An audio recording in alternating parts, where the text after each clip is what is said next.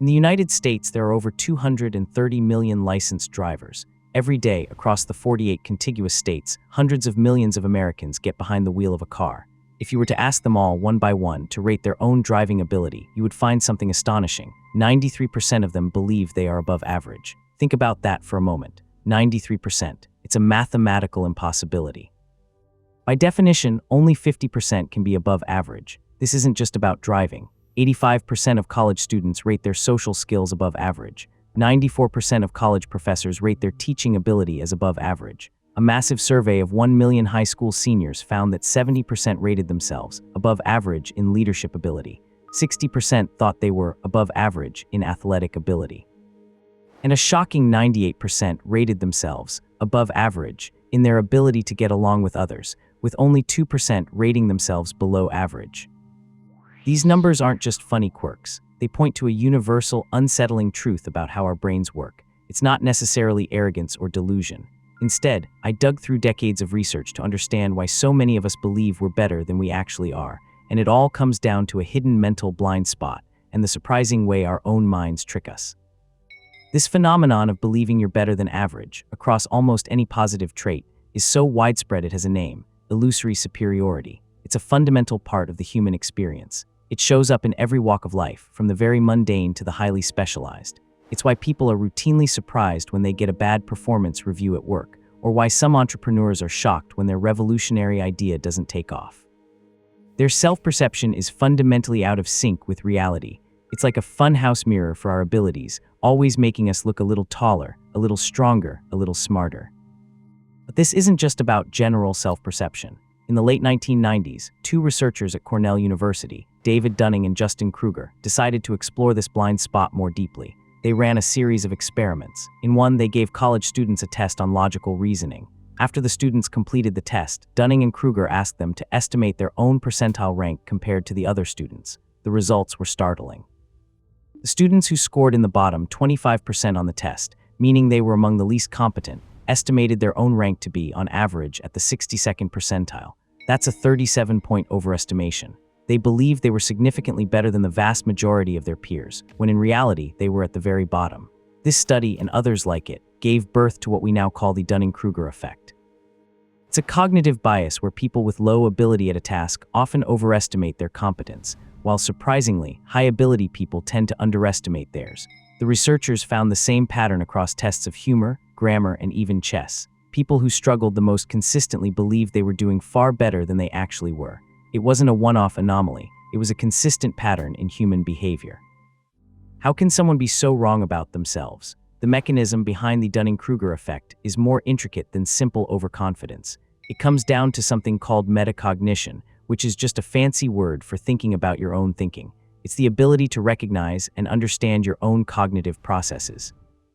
The key insight from Dunning and Kruger was that the very same skills required to perform competently at a task are often the same skills required to recognize competence, both in oneself and in others.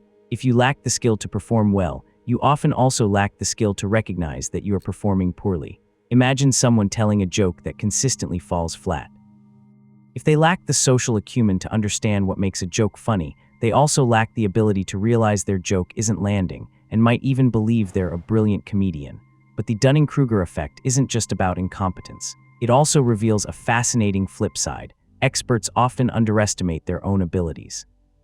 The students who scored in the top 25% on the logical reasoning test, the truly high performers, estimated their rank on average at the 68th percentile. While still technically above average, this was a 17-point underestimation of their actual skill. They were far more competent than they gave themselves credit for. This happens because highly skilled individuals often assume that tasks that are easy for them are also easy for everyone else. They struggle to imagine a world where others find something difficult that they picked up effortlessly. A brilliant software engineer might struggle to explain basic coding concepts because they can't fathom someone not grasping them intuitively. They might view their own work as just okay because they don't appreciate the skill gap between themselves and the average performer. This isn't just an interesting psychological quirk. It has real-world consequences that ripple through our lives. The person who overestimates their driving ability is more likely to take risks, leading to accidents. The student who thinks their social skills are top-notch might miss cues and damage relationships. In the workplace, illusory superiority can lead to resistance to feedback, missed opportunities for growth, and even poor hiring decisions. A manager who believes their team is performing excellently, despite evidence to the contrary, might fail to implement necessary changes, ultimately harming the company.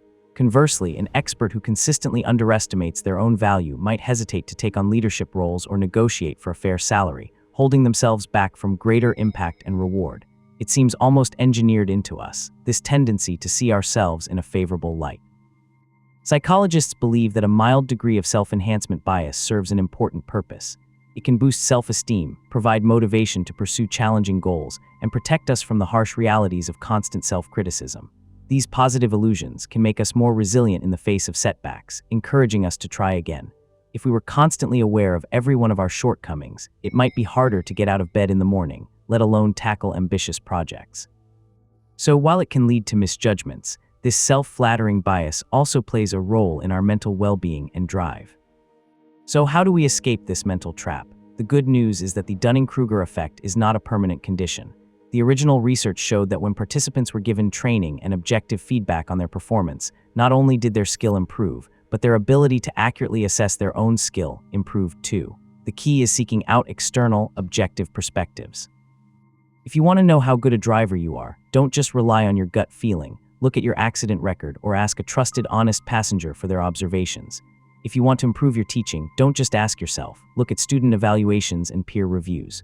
Deliberate practice, combined with clear, constructive feedback, helps us develop both the competence itself and the metacognitive ability to recognize that competence or its absence. The goal isn't to be overly critical of yourself, but to cultivate a more accurate self-awareness. When you're about to embark on a new task or evaluate your own performance, pause and ask yourself, what specific evidence do I have to support my belief about my skill? Look for concrete metrics, not just feelings. Actively seek out feedback, especially from those who have no reason to flatter you. Embrace the idea that learning is a continuous process, and that recognizing your own blind spots is a sign of wisdom, not weakness. It's only by looking beyond our natural inclination to see ourselves as above average that we can truly grow. It turns out that the skill you need to get better at something is also the skill you need to know you're bad at it. If you found this explanation helpful, consider subscribing to Impulse. Beyond individual self-perception, this bias extracts a measurable economic toll. Millions of Americans dabble in the stock market, convinced they possess a unique knack for identifying winning investments. Yet, the data tells a starkly different story. A long-running analysis by Dalbar, a financial research firm, consistently reveals that the average equity fund investor significantly underperforms the broader market. For instance, over the 30-year period ending in 2022, the typical equity fund investor earned an annualized return of just 6.8%, while the S&P 500 index delivered a far superior 10.7%. This isn't a mere statistical blip. That 3.9 percentage point difference, compounded over decades, translates into hundreds of thousands, sometimes millions, of dollars in lost wealth for an individual over their lifetime. The mechanism at play is often the Dunning-Kruger effect. Those lacking a deep understanding of market cycles, valuation, or diversification principles confidently believe they can pick winning stocks or time the market better than seasoned professionals. This overconfidence drives impulsive buying and selling based on fleeting news or social media trends, precisely because the very skills needed to navigate complex financial landscapes are also the skills required to recognize one's own financial ignorance. Without that foundational knowledge, the individual cannot even perceive the superior strategies employed by experts like Warren Buffett, who consistently advocates for simple, long-term index investing. This pattern of overconfidence isn't confined to personal finances. Consider the public health domain. During the COVID-19 pandemic, researchers observed a significant correlation.